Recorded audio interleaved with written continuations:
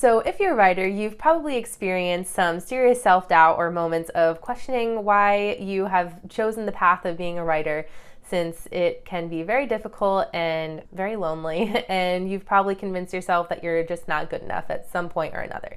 So if you're experiencing that now, if you are questioning yourself and doubting yourself and about to give up, I'm here to tell you, don't give up yet. We are going to walk you through today together what to do when you don't think you're good enough.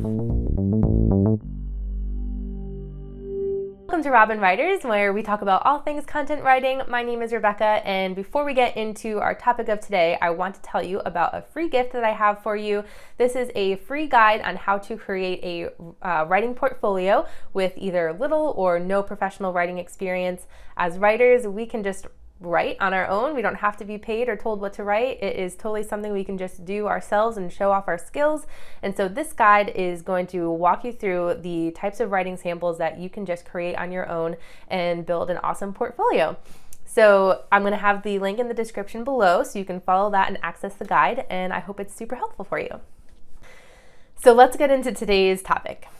When you are doubting yourself, you might think that you're not good enough. You might think that you're not experienced enough. You think, do I need more practice with this writing that I'm trying to do before I'm even worthy of getting paid for it? Is this really the track that I'm supposed to take in my career? And am I really meant for something else? Is writing just supposed to be this fun thing that I do on the side? There are so many questions that I myself have thought in my head very similar to this or the same as this. Through my writing career, it's not an easy career, especially at the very beginning, and there's always challenges along the way throughout writing, no matter how many years that you've been doing it. So I totally can relate to you if you are feeling down and feeling like you're about to give up any second now. I hear you. So first of all, being a writer probably didn't just pop up into your mind yesterday, or maybe it did. I guess I shouldn't make general statements. But if this is something that that's been a part of you for your whole life, like it has been for me, that's probably why you're super stressed out about it, because this is not something that you can just lightly just give up and move on to the next thing. It's like a part of you. For me, it's just, since I could remember, since I could hold a pencil and write words on a page, write letters. I didn't even know how to spell half the things that I wanted to say, but I was just writing. There's something about it that I just love doing. So this sounds like you. I'm willing to say that writing is probably meant for you. And to further prove that, I want you to find something that you either recently wrote, maybe a few weeks ago. I want you to find something you wrote maybe a year ago, maybe 5 years ago. And I want you to notice the progress that you've made with your writing. I can certainly do this with my own writing several years ago versus even a month ago versus today. I mean, if you're constantly writing, if you're really working at it and trying to build your craft, I mean, this is something that could be very obvious, the progress that you've made. I think that's really important, because right now we might not be at our very best. That will be one day at the very end of our writing lives. But I think it's always important to see the progress that you've made, because you don't always feel yourself improving on the day-to-day, but in the long term, you know that you have improved. So that's always something that is very helpful for me. You know, I'll go back to my old writing, and even taking some time off from a first draft, and I come back to something, to a project or whatever I'm working on, and I'm like, wow, like I can find so many ways to say this so much better. Like I feel like have already improved.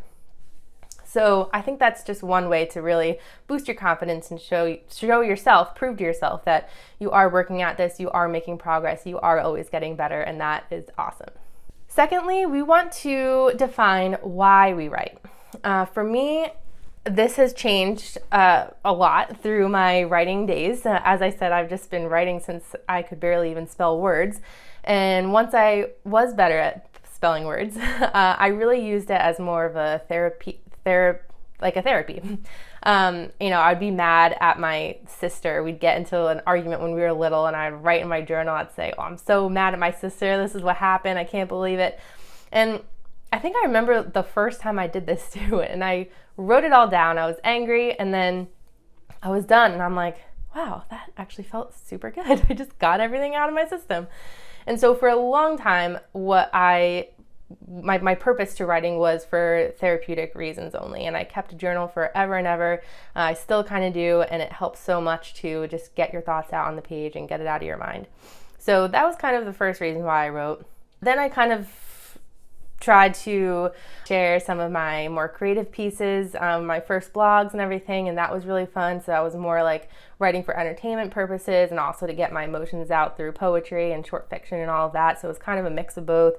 And then now I do share some short fiction on other platforms, but I'm also sharing to motivate and educate and inspire others to do whatever I'm trying to convey. So with this platform, I'm trying to educate you and inspire you to be the best content writer ever.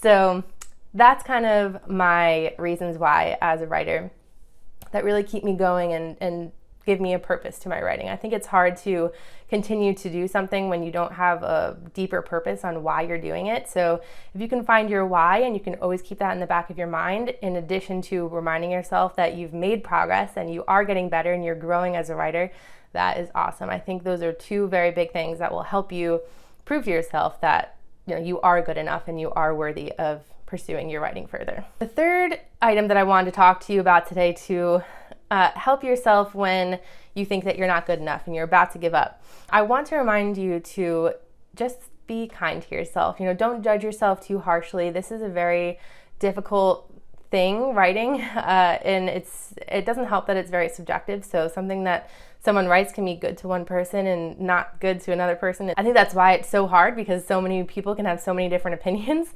But in all of it, you do grow some thick skin, and that's good, but I think it's really important to just, at the end of the day, not judge yourself.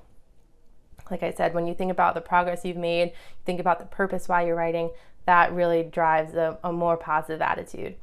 And when I think about not judging myself too, I think about, when I'm writing a first draft of something and it's sounding terrible, I don't beat myself up too much about it. And I actually made a video about first drafts recently, so I'll link that down below too if you want to check that out. Just how to write a first draft without judging yourself and feeling good about it. Super helpful. Changed my whole writing, changed everything for me when it comes to writing. It helps so much. So basically, I just want you to not judge yourself. There's always going to be a starting point, whether you're just starting your writing career, or maybe you're in the middle of your writing career and you just tried something new with writing and it's something that you're still working on, and that's great. Maybe you were told that writing just isn't for you by somebody, like I have before, but that's someone's opinion, and that might happen. You might be making a blog post, you might be publishing an article, and you might get some feedback from someone on the internet that says that they don't think it's good or they have a problem with it, and that's just going to happen. You're going to get that feedback, and you just have to remind yourself that you are meant for this. This is your passion, and it's something that is really fulfilling in your life, if that's the case, which I hope it is. So I really hope that helps you today. I know this whole writing business can be very difficult at times, and you'll have a lot of moments of doubt throughout your whole writing career, however long that is. And I just want to be here to tell you that if you really have a passion for it, if you have your deeper reasoning why you're writing, if you're showing progress and you keep going, you keep writing, then writing is meant for you. I've been there when I thought that I should quit, and I'm glad that I didn't. And so I hope you don't quit either if it's truly something that's meant for you.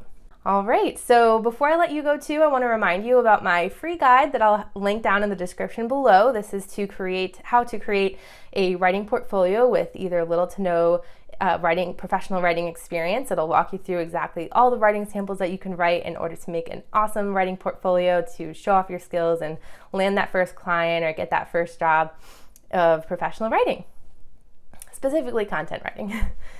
So thank you so much for watching. I really hope this helps you. Just keep in mind that writing is meant for you. Think about all the positive things that have happened to you in your writing, why you do it, and just keep writing. Honestly, just keep writing.